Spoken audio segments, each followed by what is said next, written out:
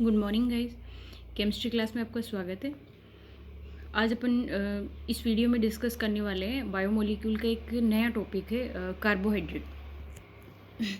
Last class में हमने introduction देखा था, बायोमोलिक्यूल किसको कहते हैं, बायोमोलिक्यूल मीन क्या मतलब होता है, सेल क्या होती है, सेल की बेसिक स्ट्रक्चर क्या होती है, सेल किन किन पार्ट से मिलकर के बनता है, बेसिक फंक्शन क्या है उनकी, ये सारी की सारी चीज़ें देखी थी। उसके बाद हमने देखा कि एनर्जी प्रोडक्शन की जो फॉर्म है वो किस तरीके से होती है या एनर्जी किस तरीके से प्रोड्यूस होती है।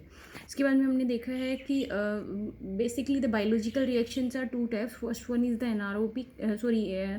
Anabolic and second is the catabolic reactions. Anabolic and catabolic में आपको बहुत माइनरली देखना है। एनाबोलिक रिएक्शन सिंथेसिस रिएक्शंस होती है, while the catabolic reactions are dissociation reactions. Catabolic reactions, they always produce energy, while the anaerobic reactions, they always need some amount of energy. Okay. इसके बाद में देखो, अपन जो टॉपिक है अपना मेन टॉपिक यहाँ से स्टार्ट होता है कार्बोहाइड्रेट। इसको फटाफट से मैं रिवाइज करवाती हूँ, उसके बाद में अपन आगे बढ़ते हैं क्योंकि लास्ट क्लास में अपना ये हो चुका है पहले। कार्बोहाइड्रेट मीन होता है hydrates of carbon. Generally we can say that the compounds which are made up by the carbon, hydrogen and oxygen are known as carbohydrates. They have general formula CxH2O(y) in which the hydrogen and oxygen are present in 2:1.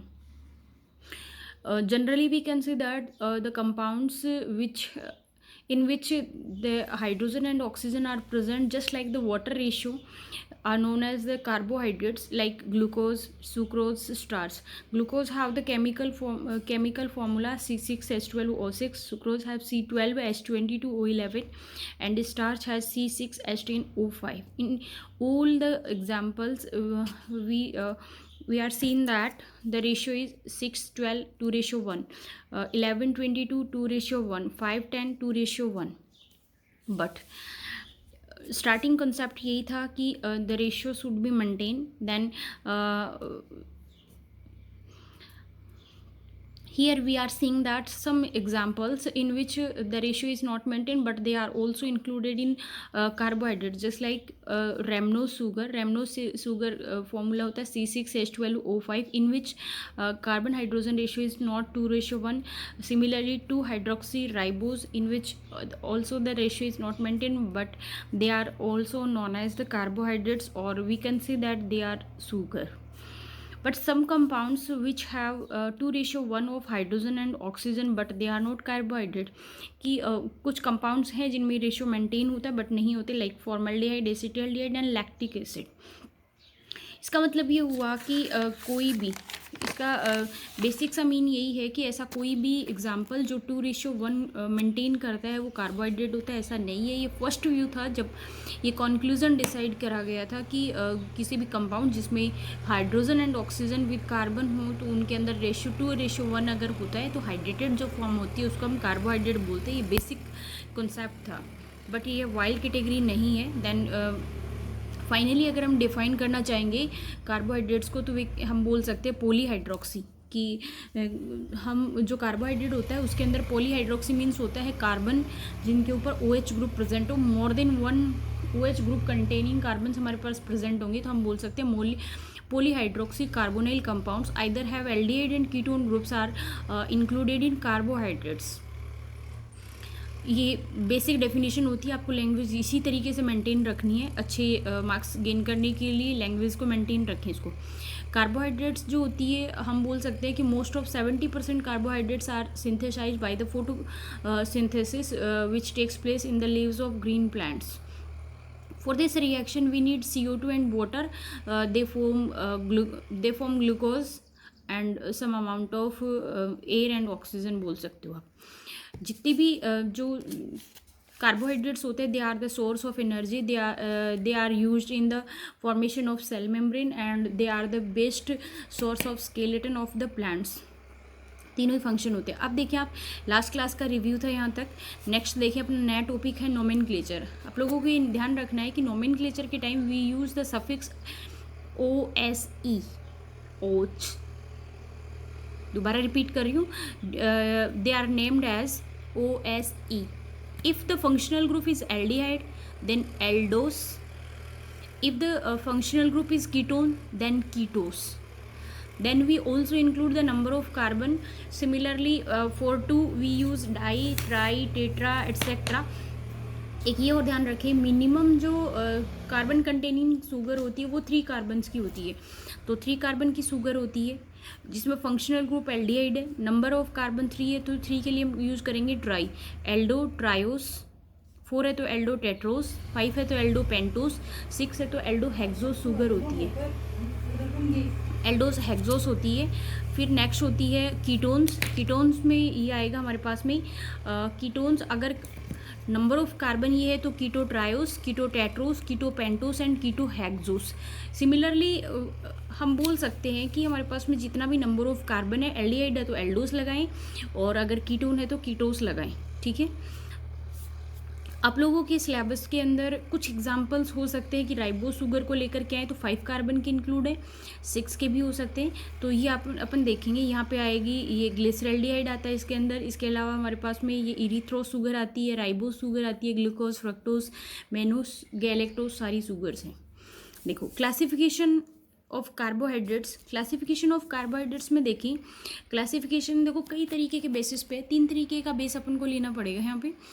First one is the on the basis of physical property in which the best feature is the taste. Taste के basis पे अपन ले रहे हैं तो पहला मैं ले रही हूँ शुगर, दूसरा है नॉन शुगर। शुगर का मतलब जनरल मीन है they are sweet in taste and soluble in water, कि शुगर्स हैं उनका टेस्ट कैसा है, जस्ट स्वीट टेस्ट है, वाटर सोल्यूबल है, क्रिस्टलाइन कंपाउंड है, लाइक हो सकता है glucose, fructose, maltose, sucrose etcetera. ठीक है, याद रखनी है सारी comments, sweet in taste, water soluble, crystalline compound, और ये सारे फीचर्स हैं इनके। नेक्स्ट जो आता है दूसरा है नॉन शुगर। नॉन शुगर का मतलब ये हो गया है टेस्ट जो होता है वो टेस्टलेस होता है, कोई स्पेसिफिक टेस्ट नहीं है इसका। देन हम क्या बोल रहे हैं इसके लिए, insoluble in water, okay, and form the colloidal solution. Colloidal solution का मतलब ये होता है पार्शियली सोल्यूबल होगा, जिसके अंदर जो डिस्पर्स्ड फेज होती है वो कम्प्लीटली सोल्यूबल नहीं होती है, एंड एक क्रिस्टलाइन कंपाउंड है ये, ओके, जैसे स्टार्च है, सेल्यूलोज है, ग्लाइकोजन है एट्सेट्रा। ओके, तो पहला क्लासिफिकेशन है on the basis of physical property in which the major property is the taste. First one is the sugar and second is the non sugar compound. Okay, next classification है on the basis of molecular size. On the basis of molecular size का हम बोल रहे हैं कि aqua solution में dissolve करने के बाद में उनका कितना बड़ा साइज रहेगा, उसके बेसिस पे अपन क्लासिफिकेशन कर रहे हैं। तो फर्स्ट वन है मोनोसेकेराइड। एक बात याद रखें, हमने पॉलीमर पहले देखा है, polymer is a larger compound that may be any biomolecule which is produced by the repetition of monomer units. Here the monomer unit of carbohydrate is saccharide. Okay, कि जो कार्बोहाइड्रेट होता है उसकी मोनोमर यूनिट को हम क्या कहते हैं, सेकेराइड। तो यहाँ पे मोनोसेकेराइड, इसका मतलब ये होता है कि कार्बोहाइड्रेट जिसमें कितनी मोनोमर यूनिट्स होती है, एक मोनोमर यूनिट होती है, एक ही सेकेराइड यूनिट है, तो उसको आप क्या बोल रहे हो, मोनोसेकेराइड। तो वाटर के अंदर अगर आप इसको डिजोल्व कर रहे हो तो आगे फर्दर इसका क्या नहीं होगा, डिसोसिएशन नहीं होगा। लाइक आप बोल सकते हो ग्लिसरल्डिहाइड है, लाइक आप बोल सकते हो इरिथ्रोस शुगर है, लाइक आप बोल सकते हो राइबोस शुगर है, सिमिलरली आप बोल सकते हो ग्लूकोज शुगर है। मोनोसेकेराइड में आपको 3 कार्बन की ग्लिसरल्डिहाइड, 4 की इरिथ्रोस, 5 की राइबोस, 6 कार्बन की ग्लूकोज, फ्रक्टोज, गैलेक्टोज, कोई सा भी याद रख सकते हो। तो मोनोसेकेराइड्स वो हैं जिनके अंदर आगे क्या नहीं होता है, डिसोसिएशन नहीं होता है, फर्दर उनका कोई भी ब्रेकडाउन नहीं होती हो। सेकेंड आती है डाइसेकेराइड। डाइसेकेराइड मीन होता है in their aqueous solution they dissociate into 2 parts, either the parts may be same और मे बी डिफरेंट। कि जब हम एक्वस सोल्यूशन प्रिपेयर कर रहे हैं तो उसके अंदर जो बनने वाले पार्ट्स होते हैं वो सेम भी हो सकते हैं और डिफरेंट भी हो सकते हैं। आप लोगों के तीन शुगर्स इसमें सिलेबस में है, maltose, sucrose, lactose. Maltose, sucrose, lactose. इसके लिए मैं छोटा सा ट्रिक बताऊँ आपको। देखो पहले तो देखिए आप, माल्टोस क्या होता है, ग्लूकोज प्लस ग्लूकोज, सुक्रोज क्या होता है, ग्लूकोज प्लस फ्रक्टोज, और लैक्टोज होता है ग्लूकोज प्लस गैलेक्टोज। माल कब मिलेगा, जब सेम सब साथ रहेंगे। तो ग्लूकोज प्लस ग्लूकोज दोनों साथ साथ है, साथ मिलते ही होता है माल, माल बोली तो माल्टोस। ओके, थोड़ा सा तुकबंदी बन जाए तो याद करने में ईजी रहेगा। लैक्टोस, इसमें आता है टोस, तो गैलेक्टोस है ना, गैलेक्टोस सेम है। तो ग्लूकोज प्लस गैलेक्टोस मिलकर के क्या बन रहा है, लैक्टोस। बच गया कौन सा, सुक्रोज, तो ग्लूकोज प्लस फ्रक्टोज। थोड़ा सा आप अपने हिसाब से ट्रिक बेस याद रखिए, पर तीनों की मोनोमर यूनिट याद रहनी चाहिए। मैं बहुत स्ट्रेस डाल रही हूँ इस बात पे, ठीक है। नेक्स्ट देखो, इसमें छोटी सी एक बात हो रही है, डाइसेकेराइड के अंदर हमने बाउंड किया है कि जो डिसोशिएट होकर के जो यूनिट्स बन रही है उनका नंबर कितना होना चाहिए, 2। अगर 10 तक भी नंबर चला जाता है तो वो पॉलीसेकेराइड में नहीं आता है। तो 3 से अगर 10 तक मोनोमर यूनिट्स आती हैं, देन उस कार्बोहाइड्रेट को हम क्या कहते हैं, ओलिगोसेकेराइड बोलते हैं, ठीक है। ओलिगोसेकेराइड बोलते हैं। जैसे होती है रेफिनोज शुगर होती है, जिसमें ग्लूकोज, गैलेक्टोज, फ्रक्टोज सारे के सारे इंक्लूड होते हैं, ठीक है ना। ये आती है किसमें, ओलिगोसेकेराइड। नेक्स्ट जो इसकी क्लास, तो मोनोसेकेराइड जिनका डिसोसिएशन नहीं है, एग्जाम्पल हैं इसके ग्लिसरेल्डिहाइड, इरिथ्रोस, राइबोस, ग्लूकोज। डाइसेकेराइड जिसमें माल्टोज, सुक्रोज, लैक्टोज। तीसरी तरह का देखिए, तीसरी तरह की आती है पॉलीसेकेराइड्स। पॉलीसेकेराइड्स का मतलब ये होता है जिसके वाटर में डिसोशिएट करने पर बहुत सारी यूनिट्स क्या आती हैं, इंक्लूड होती हैं, और बहुत सारी यूनिट इंक्लूड होने के कारण हमको इनको बोलते हैं पॉलीसेकेराइड्स। ये क्या होती है, एक क्रिस्टलाइन होती है, टेस्टलेस होती है, वाटर इन।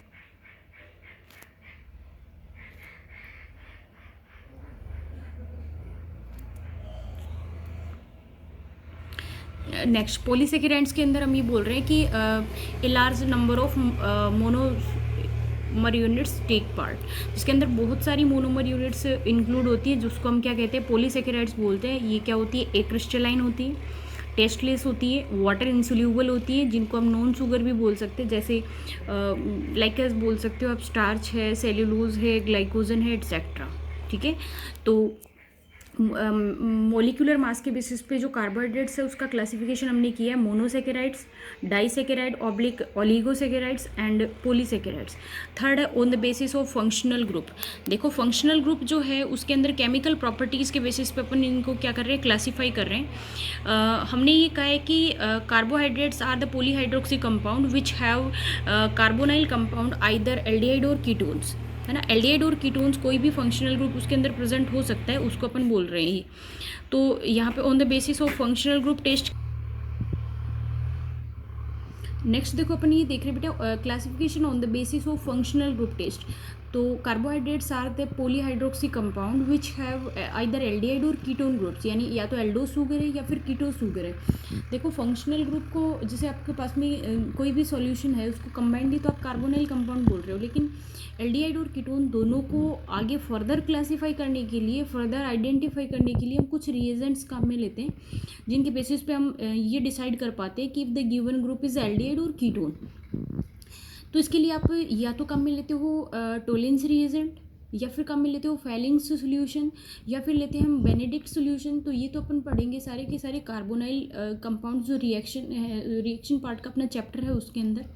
पर अभी आप ये ध्यान रखें, Fehling solution and Tollens solution both reagents are use to identify the aldehydic group. जिसके अंदर भी एल्डिहाइडिक ग्रुप होगा उसके साथ में वो क्या करते हैं, पीपीटी देते हैं। अगर आपने टोलेंस रिएजेंट डाला है तो वो सिल्वर मिरर देते हैं, और अगर आप फेलिंग सॉल्यूशन डालते हो तो वो रेड कलर की पीपीटी देता है। अगर ये सिम्टम आते हैं देन तो वो जो गिवन ग्रुप है वो कौन सा है,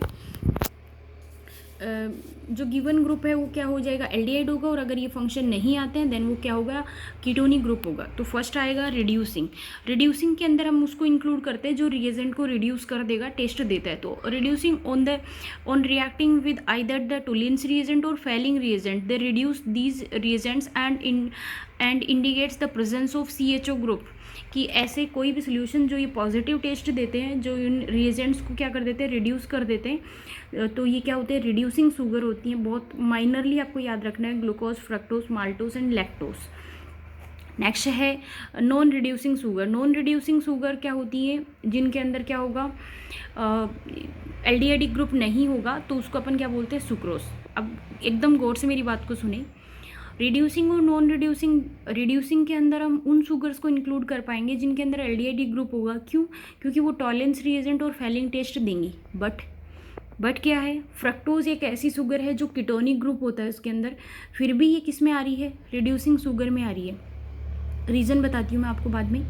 दूसरी बात, नॉन रिड्यूसिंग शुगर के अंदर वो सारी शुगर आनी चाहिए जिनके अंदर कीटोनिक ग्रुप होता है, बट सुक्रोज के अंदर क्या होता है, एल्डिहाइडिक ग्रुप होता है। फिर भी क्यों नहीं होता है? तो दोनों का रीज़न सुनिए, बहुत माइनर क्वेश्चन आता है यहाँ से, ऑलमोस्ट यहाँ से क्वेश्चन आने की पॉसिबिलिटी रहती है। तो एकदम गौर से सुनिए आप इस चीज़ को। देखो, मैंने आपसे ये कहा है कि फ्रक्टोज रिड्यूसिंग का मतलब एल्डिहाइड ग्रुप होना चाहिए, बट इसके अंदर फ्रक्टोज में एल्डिहाइड ग्रुप नहीं होता है।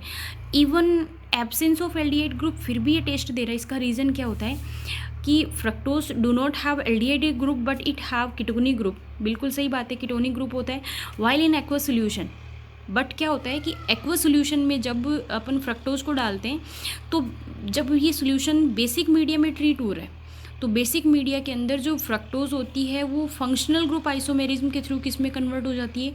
ग्लूकोज में। ग्लूकोज फ्रक्टोज में, फ्रक्टोज ग्लूकोज में, ये फिनोमिना बार बार चलता रहता है। इसका मतलब ये होता है कि ये जो टॉलेंस रिएजेंट और टॉलेंस रिएजेंट और फैलिंग सोल्यूशन होते हैं, दोनों ही बेसिक नेचर के होते हैं। तो जैसे ही इनको वाटर में डालते हैं तो फ्रक्टोज जो होती है ना, किसी न किसी टाइम क्या हो जाती है? ग्लूकोज की फॉर्म में कन्वर्ट हो जाती है। इसलिए उसके अंदर क्या होते हैं? एल्डिहाइडिक ग्रुप के सिम्टम आते हैं और वो क्या करता है? पॉजिटिव टेस्ट देता है। तो लिखने में कैसे आएगा?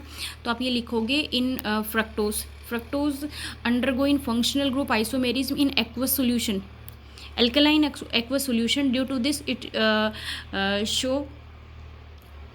show the tolerance and failing taste, so it is included in reducing sugar.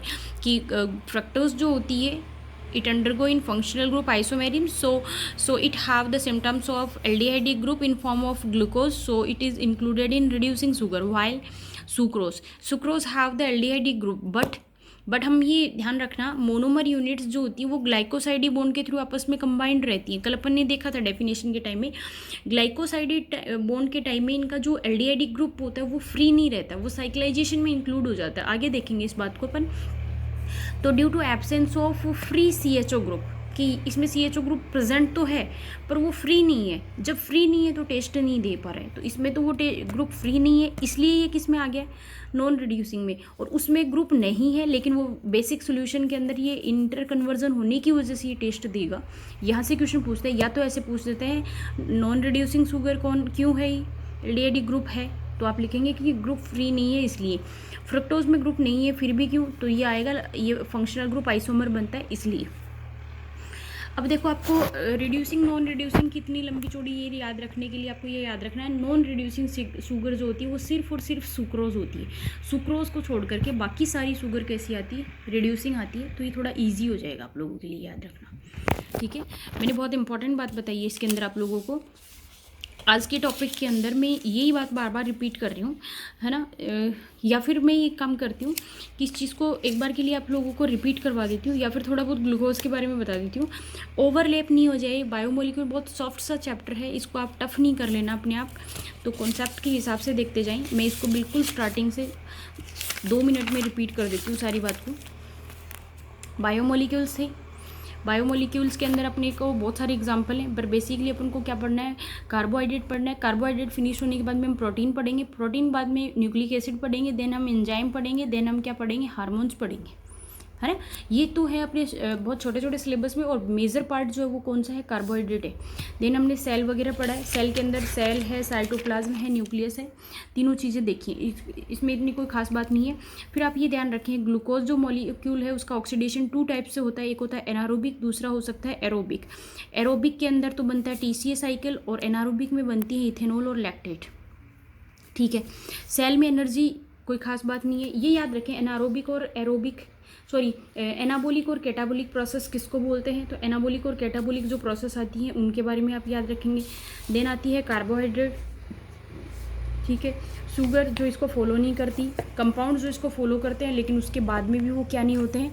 Carbohydrate नहीं होते हैं। देन हमने इसका क्या पढ़ा है? नोमेनक्लेचर पढ़ा है। नोमेनक्लेचर में हमने बोला है OSE, ओस जोड़ेंगे हम। एल्डिहाइड है तो एल्डोस कहेंगे, कीटोन है तो कीटोस कहेंगे। नंबर ऑफ कार्बन एटम इसमें इंक्लूड होता है। देन हमने क्या देखा? इसमें क्लासिफिकेशन देखा है। पहला टेस्ट के बेसिस पे शुगर और नॉन शुगर देखा है। दूसरा मॉलिक्यूलर साइज के बेसिस पे देखा है, मोलिकुलर साइज के बेसिस पे हमने देखा है मोनोसेकेराइड है, डाइसेकेराइड है, इसके अलावा ओलिगोसेकेराइड है। डाइसेकेराइड के आपको एग्जांपल याद रखने हैं बहुत minorly, maltose, sucrose, lactose. Again stress कर रही हूँ कि इनकी मोनोमर यूनिट बिल्कुल सही से याद रहनी चाहिए। माल कब मिलता है? जब सेम सेम रहता है, ग्लूकोज प्लस ग्लूकोज। लैक्टोज कौन सी होती है? जिसमें गैलेक्टोज पाई जाती है ना। तो हम बोलते हैं ना माल्टोस, माल्टोस बिल्कुल सेम है। हम बोलते हैं ना लैक्टोस, लैक्टोस, तो लैक्टोस में भी टोस आ रहा है और इसमें भी गैलेक्टोस आ रहा है। तो ग्लूकोज प्लस गैलेक्टोस, लैक्टोस। बच गया कौन? सुक्रोज। सुक्रोज क्या होती है? सुक्रोज होती है दोनों तरफ से, ग्लूकोज प्लस फ्रक्टोस। ओलिगोसेकेराइड में यूनिट कितनी होती है? 3 से 10 तक की यूनिट आती है। देन हम उसको किस में बोलते हैं? ओलिगोसेकेराइड के अंदर इंक्लूड करते हैं। लास्ट हमने देखा है पॉलीसेकेराइड्स। पॉलीसेकेराइड्स में हमने देखे हैं काफ़ी सारे मॉलिक्यूल्स जो होते हैं वो क्या होते हैं, बार बार रिपीट होते जाते हैं। लास्ट में हमने देखे reducing, non reducing. Reducing, non reducing किसके बेसिस पे है? कि वो टॉलरेंस टेस्ट और फेलिंग टेस्ट देंगी या नहीं देगी। एक बात और सुनो बेटा, जो टॉलरेंस टेस्ट होता है तो आपसे अगर कोई पूछे टॉलरेंस रिएजेंट क्या है, तो अमोनिफाइड सिल्वर सोल्यूशन क्या होती है? टॉलरेंस रिएजेंट होता है। और फेलिंग सोल्यूशन क्या होता है? फेलिंग सोल्यूशन होता है सोडियम टार्ट्रेट जो होता है उसका प्लस कॉपर सल्फेट जो होता है उसका मिक्सर होता है। 2 टाइप्स का होता है Fehling solution A plus Fehling solution B, दोनों को मिला करके बनाते हैं। पर इसी चैप्टर के अंदर आप इनके नाम याद रखेंगे। जब कार्बोनाइल कंपाउंड आएगा तो मैं डेप्थ में बताऊंगी इनकी स्ट्रक्चर क्या होती है, इनका बेसिक फंक्शन क्या होता है और किस जगह पर ये यूज करे जाते हैं। अभी आप फ्रक्टोज रिड्यूसिंग क्यों है, सुक्रोज नॉन रिड्यूसिंग क्यों है, इस क्वेश्चन को बहुत स्ट्रेस से याद रखेंगे। Thanks, have a nice day. Next class में मिलते हैं अगले टॉपिक के साथ में। थैंक यू बेटा।